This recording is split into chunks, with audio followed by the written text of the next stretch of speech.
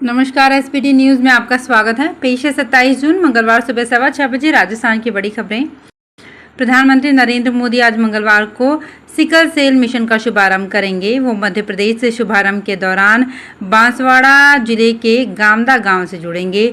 मुख्य चिकित्सा एवं स्वास्थ्य अधिकारी डॉक्टर HL ताबियार ने बताया कि सिकल सेल मिशन के दौरान Ayushman Bharat health and wellness केंद्र गामदा आम्बापुरा से प्रधानमंत्री जुड़ेंगे और स्थानीय निवासियों से और जिला अधिकारियों से बातचीत भी करने की संभावना है।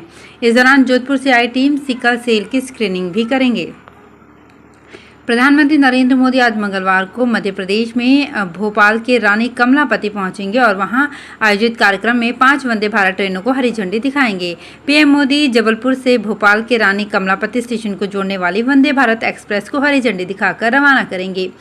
रेलवे ने बताया कि जबलपुर RKMP से जोड़ने वाली 20147 ये ट्रेन करीब 330 किलोमीटर का सफर मात्र 4 घंटे 40 मिनट में पूरा करेगी। मंगलवार को छोड़कर सप्ताह के 6 दिन चलने वाली ये वंदे भारत एक्सप्रेस मार्ग में नर्मदापुरम, पिपरिया और नरसिंहपुर स्टेशनों पर ठहरेगी। पीएम मोदी जिन 5 वंदे भारत ट्रेनों को हरी झंडी दिखाएंगे उनमें रानी कमलापति जबलपुर वंदे भारत, खजुराहो भोपाल इंदौर वंदे भारत, मडगांव मुंबई वंदे भारत, धारवाड़ बेंगलुरु वंदे भारत और हटिया पटना वंदे भारत शामिल है।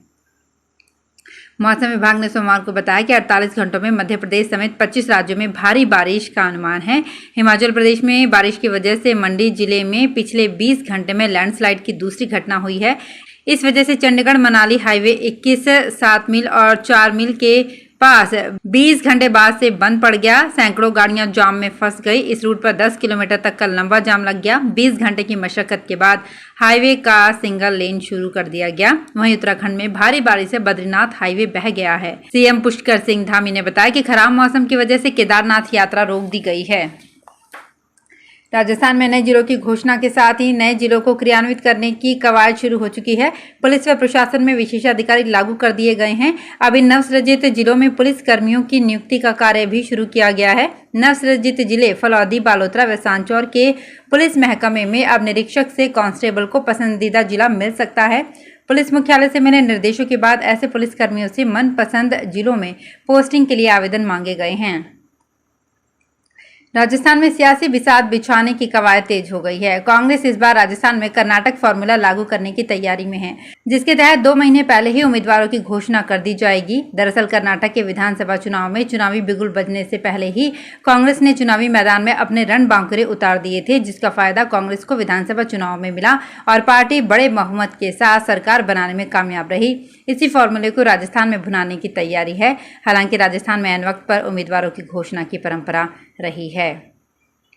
राजस्थान के परिवहन मंत्री बृजेंद्र सिंह ओला सोमवार को झुंझुनू दौरे पर रहे। इस दौरान मंत्री ने शहर में विभिन्न विकास कार्यों का लोकार्पण किया। मोहल्ला बटवालान में स्थित सरकारी स्कूल को 12वीं तक क्रमोन्नत करने पर लोगों ने मंत्री का स्वागत किया। इस दौरान मंत्री ने स्कूल में कमरों के निर्माण के लिए 36 लाख और कंप्यूटर के लिए 6 लाख रुपए देने की घोषणा की। राजस्थान में अब मनरेगा में रोजगार की गारंटी की तर्ज पर कलाकारों को भी अपनी कला के प्रदर्शन की गारंटी मिलने जा रही है। राज्य सरकार ने इस दिशा में कवायद शुरू कर दी है। मुख्यमंत्री लोक कलाकार प्रोत्साहन योजना 2023 के नाम से शुरू हो रही इस योजना में अब कलाकारों को वर्ष भर में कम से कम 100 दिन के कला प्रदर्शन का मौका गारंटी के साथ दिए जाने का दावा किया गया है। कला, साहित्य, संस्कृति एवं पुरातत्व विभाग ने योजना को अमली जामा पहनाना शुरू कर दिया है। इसके तहत 100 दिवस के कला प्रदर्शन की गारंटी उन्हीं कलाकारों को मिलेगी जो इसमें पंजीकृत होंगे। जयपुर शहर में धड़ल्ले से फर्जी रोडवेज बसें चल रही है। सिंधी कैंप बस स्टैंड और नारायण सिंह सर्किल से इन बसों का रोज संचालन हो रहा है। सब कुछ रोडवेज प्रशासन और परिवहन विभाग की जानकारी में होने के बावजूद विभाग कार्यवाही नहीं कर रहा है। दरअसल बड़ी संख्या में ऐसी बसें जयपुर की कोटपुतली में पंजीकृत हैं, जबकि कुछ बसें हरियाणा या दिल्ली नंबर से चल रही हैं। इन बसों की बॉडी पर पंजाब रोडवेज, DTC आदि के फर्जी बोर्ड लगाए हुए हैं, जबकि वास्तव में ये बसें निजी बस संचालकों की हैं। बड़ी बात यह है कि राजस्थान लोक परिवहन बस सेवा के नाम पर भी फर्जी बसें चल रही है। प्रधानमंत्री नरेंद्र मोदी का 27 जून को शहडोल दौरा निरस्त हो गया है, जिसके पीछे भारी बारिश के अलर्ट को कारण बताया जा रहा है। भोपाल में 27 जून को होने वाला PM का रोड शो भी रद्द हो गया है। सिरोही के जिला मुख्यालय के दशहरा मैदान में रविवार को विभिन्न मुद्दों को लेकर आयोजित सर्व ब्राह्मण समाज की महापंचायत में ब्राह्मणों ने शक्ति प्रदर्शन करते हुए हुंकार भरा। मुख्य वक्ता विप्र सेना के राष्ट्रीय प्रमुख सुनील तिवारी ने सभा को संबोधित करते हुए कहा कि ब्राह्मण समाज किसी राजनीतिक पार्टी का गुलाम नहीं है। जो समाज की मांगे पूरी करने की घोषणा करेगा, समाज उसी का साथ देगा। तिवारी ने कहा कि प्रदेश में पंडितों पर दिनों दिन अत्याचार की घटनाएं बढ़ रही है। ऐसा कोई दिन नहीं होता जब पंडित पुजारी मर नहीं रहे हैं, मंदिर टूट नहीं रहे हैं। 3 दिन पहले ही जैसलमेर की घटना देख लें, 6 दिन पहले ही बारा की घटना देख लें और 3 दिन पहले पाली में घर को जला दिया गया। फिर भी कहीं से एक भी आवाज़ नहीं आई। ये शर्म की बात है। हम राजनेता को जिताकर विधानसभा में तो भेज देते हैं, लेकिन वे पार्टियों के आगे पंगु हो जाते हैं। हमारी आवाज़ कोई नहीं उठाता। जयपुर में सफाई की वास्तविक स्थिति जानने के लिए शुरू हुए स्वच्छ सर्वेक्षण रैंकिंग की तर्ज पर अब निकायों की आर्थिक स्थिति की जानने के लिए केंद्र सरकार ने सिटी फाइनेंस रैंकिंग शुरू की है। पहली बार हो रहे इस सर्वे में राजस्थान से 31 नगरीय निकायों, नगर निगम, नगर परिषद और नगर पालिका को शामिल किया गया है। ये रैंकिंग शहरों की आबादी के हिसाब से 4 कैटेगरी में जारी की जाएंगी। नेशनल लेवल पर अलग रैंकिंग होगी और स्टेट लेवल पर अलग। इस रैंकिंग के लिए निकायों को 30 जून तक अपना फाइनेंशियल डेटा उपलब्ध करवाने के निर्देश दिए गए हैं।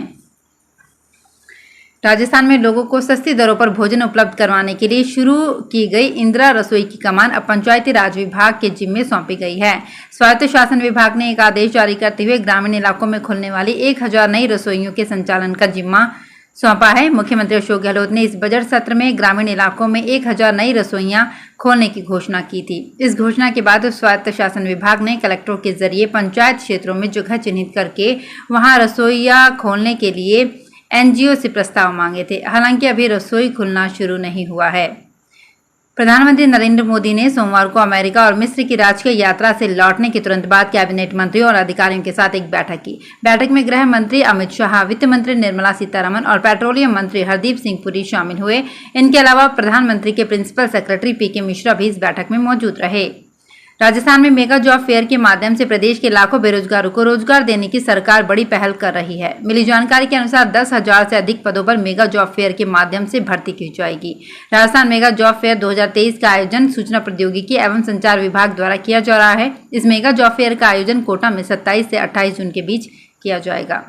बीकानेर के पुराना शहर में लोक संस्कृति और लोक जीवन से सदियों से जुड़े ऐतिहासिक व प्राचीन पाटों के अब दिन फिरेंगे। नगर विकास न्यास इन पाटों का रंग रोगन करवाएगा और मरम्मत योग्य पाटों को मरम्मत की जाएगी।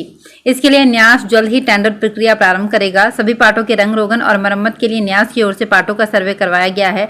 सर्वे सूची में 100 से अधिक पाटे सूचीबद्ध हुए हैं, जिन पर 5 लाख खर्च होगा। तो फिलहाल इस बुलेटिन में इतना ही। फिर हाजिर होंगे कुछ और बड़ी खबरों के साथ।